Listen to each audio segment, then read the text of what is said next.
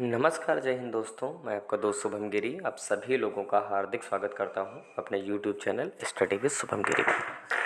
दोस्तों, आशा ही नहीं मुझे पूर्ण उम्मीद है आप सभी लोग स्वस्थ होंगे। दोस्तों, जैसा कि आप सभी लोग जानते हैं कि जो सैलरी आना EMRS कैंडिडेट की है वो स्टार्ट हो चुकी है और ये 1 अगस्त से आना प्रारंभ भी हो चुकी है। कई सारे लोगों की सैलरी आ चुकी है, मैंने आपको दिखाया भी है, स्क्रीनशॉट भी दिखाए हैं, ट्रांजैक्शन के मैसेज भी दिखाए हैं। तो कहाँ मतलब सैलरी आ भी चुकी है, कहाँ कहाँ आ सकती है और क्यों देरी हो रही है, इसके ऊपर भी आज हम बात करेंगे। और एक खबर निकल कर के सामने आ रही है कि ज़्यादातर स्टेट में क्या है दोस्तों, फ्लैट नहीं होने के कारण रहने में बहुत ही ज़्यादा परेशानी आ रही है ना।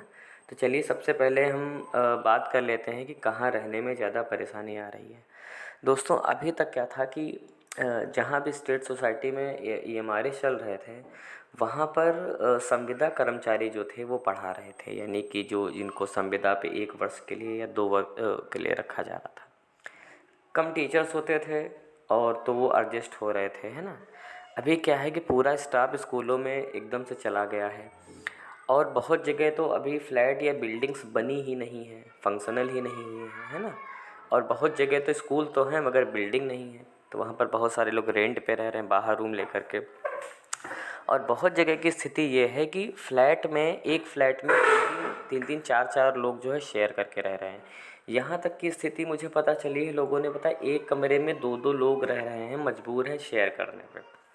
तो ये दोस्तों बहुत बड़ी परेशानी आ रही है EMRS वाले हमारे भाई बहनों के साथ। तो थोड़ा सा आप लोग धैर्य रखें। कंस्ट्रक्शन का जो काम है वो चल रहा है, जैसे ही फ्लैट रेडी हो जाएंगे आप लोगों को वहाँ पर भेज दिया जाएगा। और एक कारण और दोस्तों निकल कर के सामने आया है फ्लैट ना मिलने का, वो ये है कि जो पुराना स्टाफ है वो भी छोड़ के ही नहीं गया है। जिसके कारण क्या है कि जब तक पुराना स्टाफ नहीं जाएगा तब तक नया स्टाफ कैसे रहेगा। तो ये भी समझ लीजिए थोड़ी सी दादागिरी टाइप की चल रही है कि नए शिक्षकों की नियुक्ति हो गई है, फिर भी जो पुराने शिक्षक हैं वो जा ही नहीं रहे हैं संविदा कर्मी।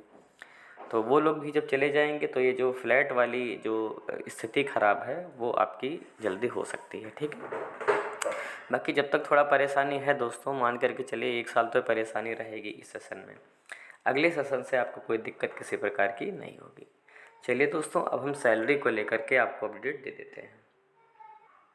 दोस्तों, सभी लोग जानते हैं कि अभी 1 अगस्त को नेस ने क्या किया था, नोटिस निकाला था सैलरी के रिगार्डिंग।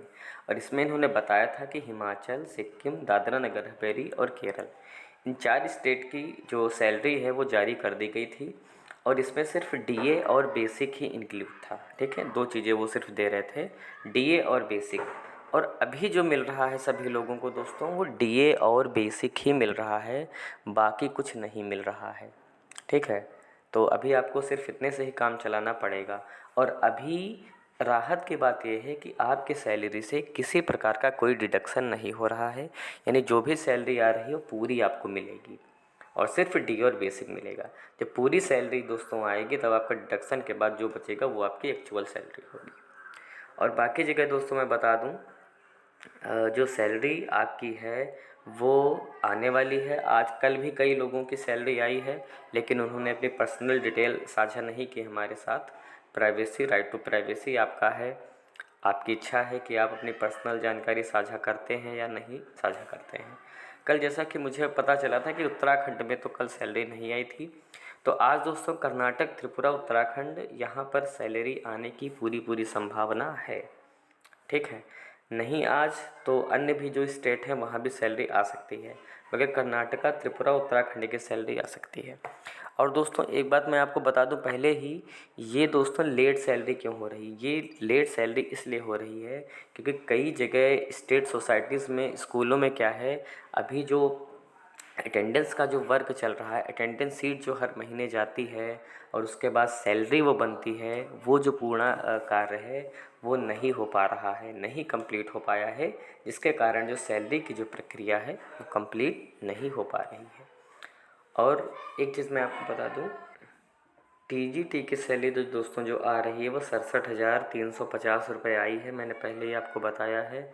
और इस 67,350 में दोस्तों आपका अगर देखा जाए तो इसमें दो चीज़ें इंक्लूड हैं, डीए है और प्लस आपका बेसिक, दो चीज़ें मिल रही हैं और किसी प्रकार का जो भी डिडक्शन है वो नहीं हो रहा है, ठीक है।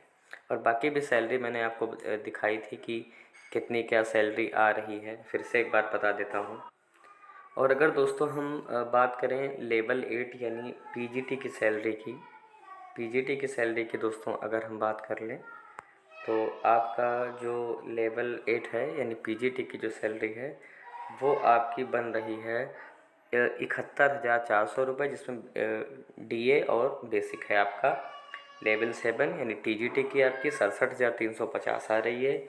लेवल 6 की जो आ रही है वो 53,100, और लेवल 5 की जो आ रही है वो 43,800।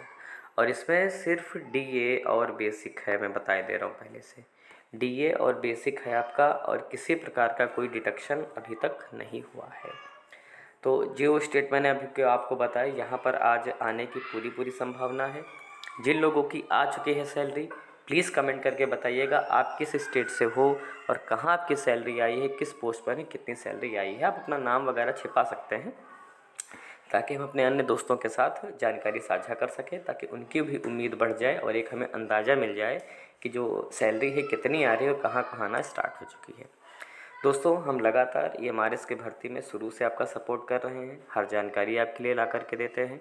आशा और उम्मीद है दोस्तों आप लोग भी हमारा सपोर्ट करेंगे, और अगर आप हमारे चैनल पर नए हैं तो प्लीज़ हमारे चैनल को ज़रूर सब्सक्राइब करिएगा और बेल आइकन को तो दोस्तों ज़रूर प्रेस कर दीजिएगा, ताकि मेरी आने वाली सारी वीडियोस के नोटिफिकेशन आपको मिलते रहें।